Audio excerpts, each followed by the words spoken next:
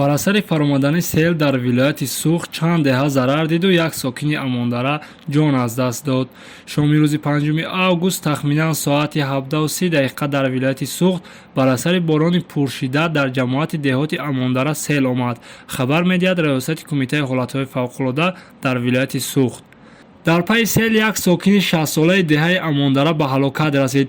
баъди ҷустуҷӯҳои зиёд аҳолии деҳа ҷасади ӯро аз зери лӯю об субҳи 6 август соати 6:20 пайдо ва ба соҳибонаш супурданд.